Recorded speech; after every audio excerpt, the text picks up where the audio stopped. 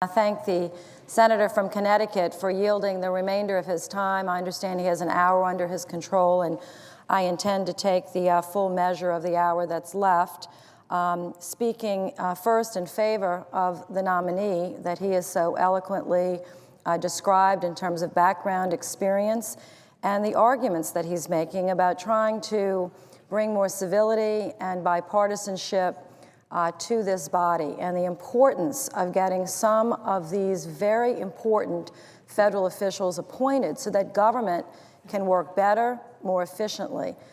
It's been my pleasure to serve with the chairman now for several years on the Homeland Security Committee, and I'm familiar with the work that he and his ranking member, Susan Collins, the senator from Maine, have done together. They've shown a real example of bipartisanship, and I would hope that his calls for this nominee to move forward and be held up without delay will be heeded.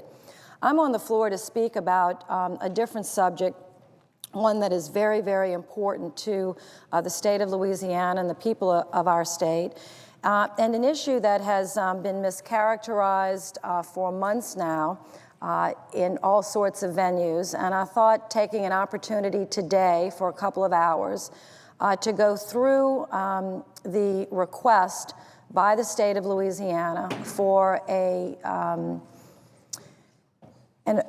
change or realignment of our FMAP formula, the formula that funds our Medicaid system, would be a good thing to do. It's a good thing for several reasons, the most important of which is not to bring up this subject again for further review, to try to clear anything that people have said about me. I've been in public office now for 30 years. People have said all sorts of things about me as a public official. I would venture to say that every member of this body has been called some very choice names. That is actually not why I'm here to defend myself. The record will do that. What I am here to do is defend the people of Louisiana and to express clearly and strongly why and how our delegation came forward united in a very public way to press our case here in Washington, the only place that this could be fixed, why we felt as a delegation strongly united, Democrats and Republicans, to press this case to the federal government to get some immediate and necessary and urgent relief for the people of our state. I make no apologies for leading this effort. I do not back up an inch from the year-long effort that we have undertaken. And I'm here today because I actually don't have any idea at this moment what will happen to the health care bill that we have worked on for the better part of a year. I don't know if we're going to have a bill. I don't know if it's going to be the Senate version or the House version. I don't know if it's going to be a bill passed by 60-plus people or more on the Senate side and a wide majority on the House. I don't know if there's going to be reconciliation that's used. Those discussions are happening actually right now above my pay grade. But what is in my pay grade, what I actually do get paid to do here, is to represent the people of Louisiana. And I intend to do that for the better part of this hour and for the rest of the day. Because there's been some great misunderstanding about this in the national media, not much in the mainstream media, but on the fringes. But sometimes those fringes can be quite loud. And I'd like to try my best to silence them a little bit at this point. The mainstream media has been, for the most part, really taking their time to understand, and I appreciate it. And I most certainly appreciate the newspapers in my state who actually know more about this than any media outlets. They would, because they've covered it longer, have editorialized generally in my favor and in the favor of our delegation that has stood strong, except two members that have folded on this issue. So I want to start, and I'm going to try to just take everyone through chronologically the time frame. First of all, I have been, and the state of Louisiana has been criticized for a secret deal, for something that happened at the very end of the process that people didn't really know about. I'd like to call everyone's attention to a Times-Picayune headline. This is the newspaper in New Orleans. The Times-Picayune headline dated January 11th, 2009. Now, we're in February of 2010, so this was a year ago. This was a year ago. I also would call the attention to my critics that this date is actually almost 2 weeks before President Obama was ever sworn into office, just to remind people.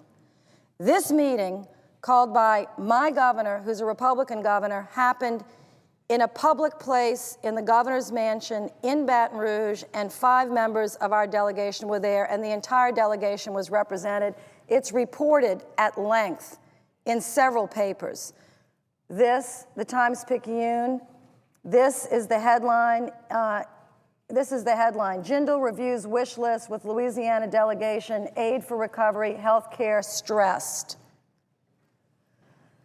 This is the other headline. Governor Jindal stresses urgent need for federal government to fix faulty FMAP rate. Let me repeat that. Governor Jindal stresses urgent need for federal government to fix faulty FMAP rate. Not special FMAP rate, not FMAP rate problems that every state is fixing, but faulty FMAP, and I'll explain why we think it's faulty in a minute. The Advocate, August 29th, this was in July, and August 29th, these meetings continued through the year. Jindal, Republican governor, Landrieu, Democratic senator, push for federal funding fix. So I just want to put my critics on notice. And I'm going to submit letters and documents and these articles. Nothing about this effort was secret. Nothing. And if there is one member of this body, either the junior senator from Louisiana or the great senator from Arizona or any other senator that would like to come and talk to me about this secret effort, I would look forward to hearing your comments on the floor of this Senate sometime today, because I'm staying here until 6 or 7 o'clock until we go out of session tonight. I thought it would be good to spend the better part of a day. If anyone, any senator, wants to come down and say that they thought this was some kind of secret arrangement, I think the editors of our newspapers would be very interested, since they've been reporting on it since the first meeting on January 11th, 2009. Secondly, I would like to show a letter signed by our entire delegation to make another point.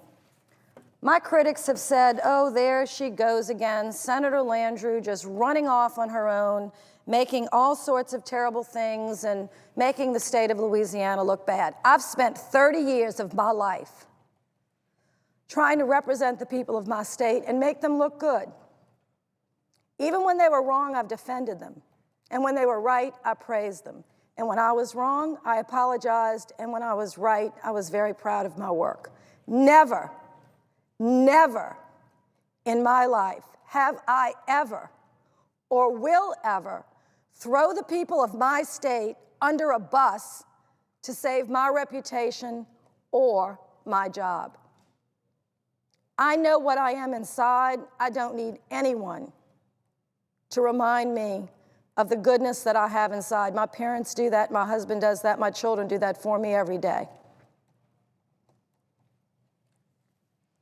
And I don't most certainly need anyone, and I don't need this job badly enough.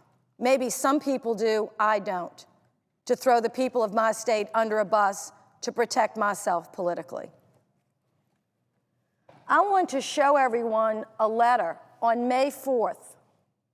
And I'm going to read every single signature because I'm actually proud to lead this delegation. I only have one Democrat besides myself, but other than about one member of this delegation, we have some pretty extraordinary leaders, and I'm proud of them. And they're very conservative, and some are very liberal, and some are in the middle, and we have a very diverse delegation. I signed this letter. Rodney Alexander signed this letter. He's a member of the Appropriations Committee. Charlie Melanson signed this letter. He's a member of Congress. Bill Cassidy is a member from Baton Rouge. David Vitter, the junior senator. Charles Bustani from Lafayette. Steve Scalise from Jefferson Parish, and John Fleming from Shreveport. There's not, and Joseph Gao, the newest member, a Vietnamese American member of Congress from the New Orleans area, signed this letter. This was made public. Actually, some members put out their own press releases. And the letter basically says to Secretary Sebelius, who was finally sworn in after being held up for months when she finally got in office, we write you today to follow up on an April 9th letter your office received from Louisiana Secretary Alan Levine. That's our secretary. While many states will face challenges to their Medicaid program in the coming years, we believe that Louisiana's case is unique. We believe Louisiana's case is unique. As you may be aware, our state is still rebuilding from Hurricanes Katrina and Rita in 2005, as well as Hurricanes Gustav and Ike in 2008, including the rehabilitation of the healthcare system in the New Orleans area. These extensive recovery efforts have inflated Louisiana's per capita income, but they were only temporary and do not actually reflect the increases due to incomes and industry not related to the hurricane recovery. Since the FMAP formula per capita to calculate how much each state will receive, we are greatly concerned that the post-hurricane per capita income increase would significantly impact our FMAP allocation. We ask that you meet with Secretary Levine to develop a solution to the unique problem that our state is facing. This is an example of one letter, I have many others, signed by our entire delegation, asking the officials up here, from the White House to Kathleen Sebelius, to other powerful members up here, to please look at Louisiana's situation, because ours alone among the 50 states was unique, and I'll explain why in a minute. So the fact that this was secret is a lie. The fact that it wasn't supported by our delegation is a lie. And now I want to explain what our problem is, and this map explains it, or chart, better than I could. As anyone knows how this map federal formula works for Medicaid, Medicaid is a voluntary program to a certain extent that states can enter into to cover their very poor. The federal government says, if you want to do that, if you're a wealthy state, we will pick up 50% of your effort. If you're a moderately wealthy state, we'll pick up 60% of your effort. And if you're one of the poorest states in the union, not that Louisiana isn't an extraordinary state, but we have high poverty relative to other states, just like Mississippi and Alabama, West Virginia. We know who our cohorts are. We've been at this a long time. And for us, the federal government says, if you try to cover your poor, we will pick up, 70% for you, which is the right thing to do. The federal government should help the poor states a little bit more than the wealthier states. It's actually what's taught in the Bible. I wish we'd follow it a little bit more around here. But anyway, so for years, so this is what's occurred. 1999, the federal government paid 70 cents of every dollar. You can see, basically, and it's done by an income calculation. Because our income, we've gotten a little bit richer here, you can see, a little bit richer, a little bit poorer, a little bit richer. But all of a sudden, because of a unique set of circumstances that happened because of Katrina and Rita and Ike and Gustav, not because of any politics up here, but because of hurricanes and levee breaks and a catastrophic flood and an influx of federal dollars that came to help, which we're grateful for, our calculations were terribly distorted and skewed when the new calculation was made, and as a result, ours would have fallen, the federal government's portion would have fallen to 63%. So from an average of about 70, we would have fallen to 63. That doesn't sound like a lot, but it would have meant about a 400 to 600, I'm going to give very rough, $400 to $600 million difference. And either the people of my state would have had to cut $400 to $600 million out of programs today, or they would have had to raise $400 to $600 million in taxes. That's a lot of money, even here in Washington, where we throw around $1 billion and $1 trillion like it's nothing. I can promise you there are people sitting around their kitchen tables in Louisiana, way down in Thibodaux, and way up in Mansfield, Louisiana, thinking, where are we going to come up with $500 million? This is terrible, Senator. We didn't do anything. We're not that much richer. We're actually still struggling from the recovery. Doesn't anyone in Washington understand that we did not get we are not 40% richer than we were 2 years ago? Does anybody know up there that we're still struggling with this recovery? And I assured them, I knew, and our delegation knew, and that I knew some people that might be understanding. I mentioned to them, actually, that I would bring this to Harry Reid. I said, because he's a good man, he has a good heart, and I think if I explain this to him and to Kathleen Sebelius, who was a very good secretary, and get their staffs to look at it, perhaps they would agree with us that we needed some special assistance. And I thought there might be one person with a heart on the other side of the aisle. I still think there may be. But I said, let's just try. So our delegation went to work. And lo and behold, we have a health care bill coming along. It's a bill that some people like and some people don't, but it is most certainly germane to my subject. It is most certainly germane to my subject. So I say, this is nice. I know we're going to be on health care. Let's see what we can do to get this in this health care bill. I don't know what the bill is going to look like. I don't know if I can vote for it when it finally comes.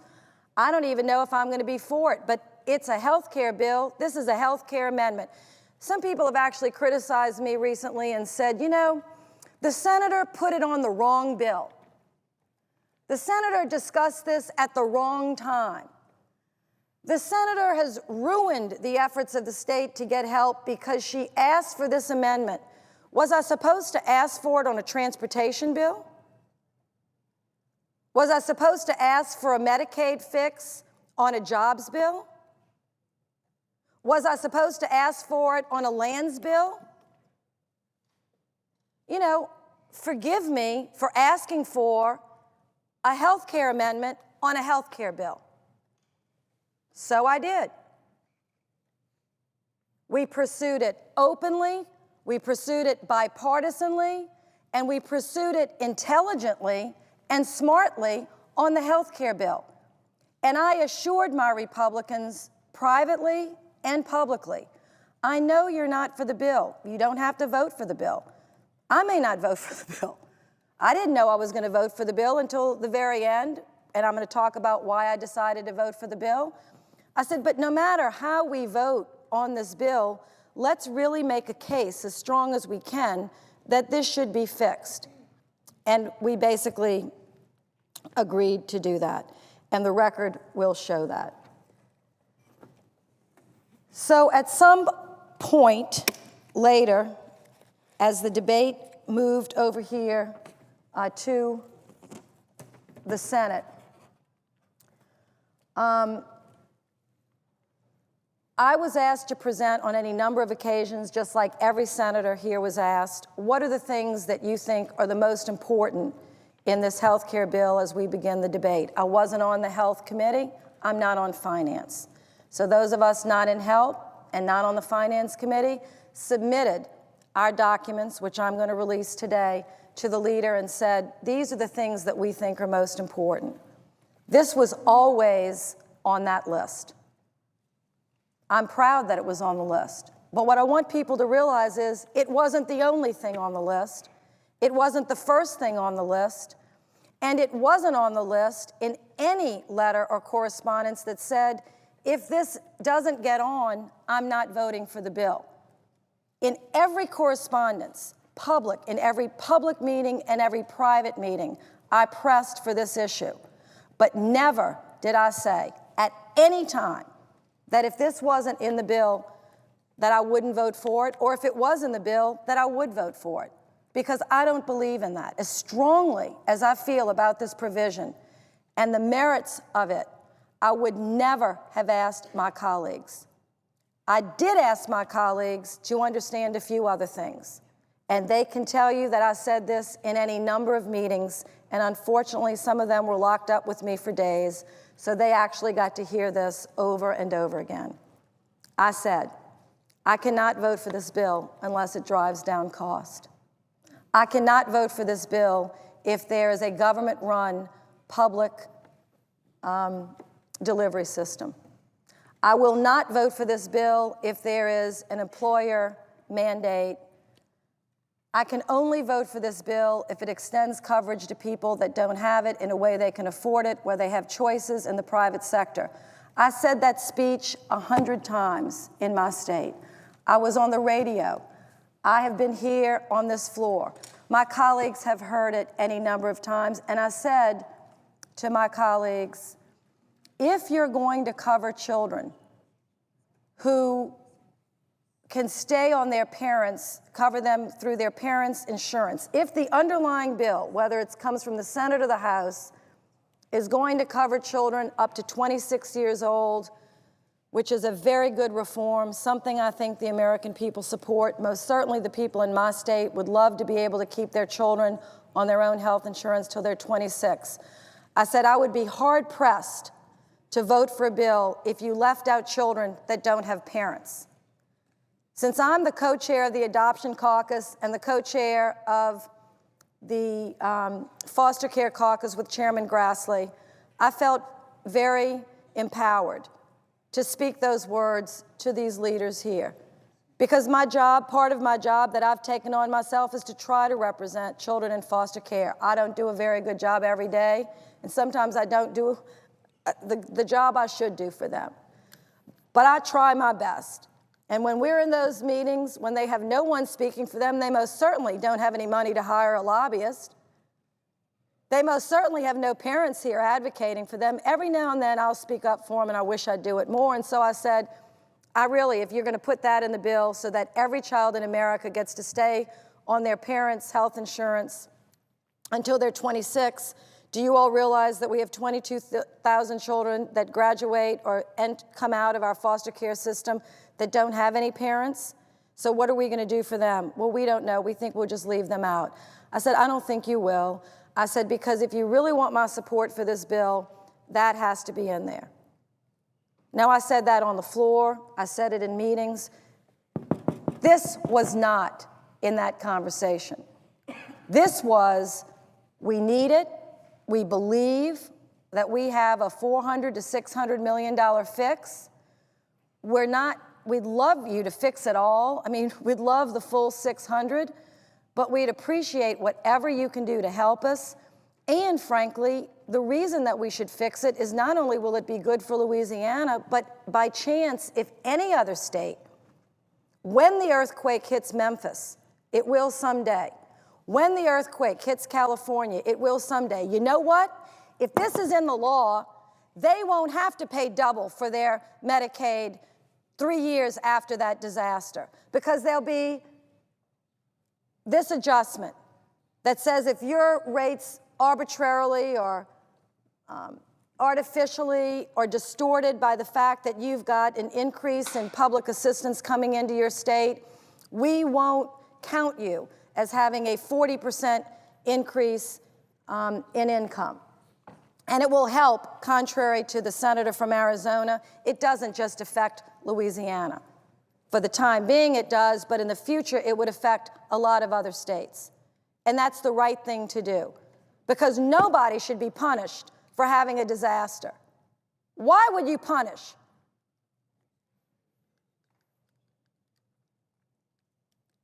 This money, this $400 million, is to protect the poorest children in my state.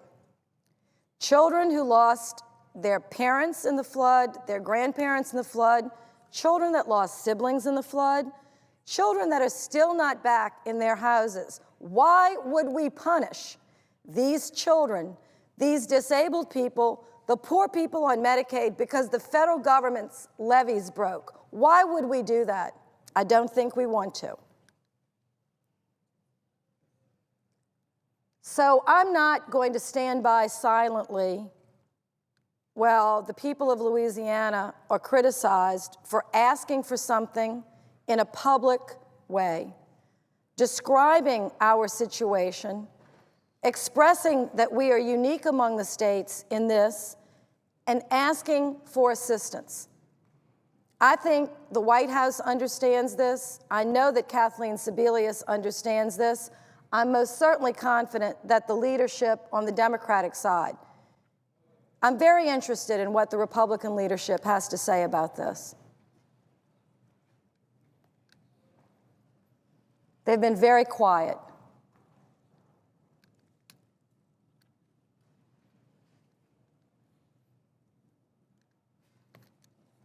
And if this isn't the place to ask for it, Mr. President, where is the place? Because I'd like to go. If this isn't the time to ask for it, what is the time? Because this budget is being crafted right now by my legislators, not 2 years from now, right now. And they're either going to know that they have $350 million to work with, or they're not. They're either going to raise $350 million on the backs of my people that can hardly pay the taxes they're paying now, or they're going to cut off some more either elderly or the poor or the disabled who rely on Medicaid. So if this isn't the time, when would I come?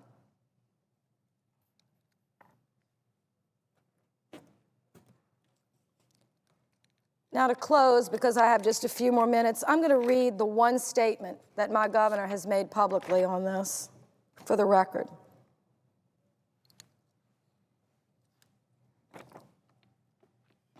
You know, being in public office takes more than being intelligent. It takes more than a fancy resume. It takes guts. Some people have more of those than others. This is what my governor said on November 20th to CNN. The bill is awful, but it's unfair to criticize Senator Landrieu or the rest of our delegation for fighting to correct this injustice to Louisiana. Our entire delegation is working together across party lines to correct this flawed formula. This is the one statement that he made.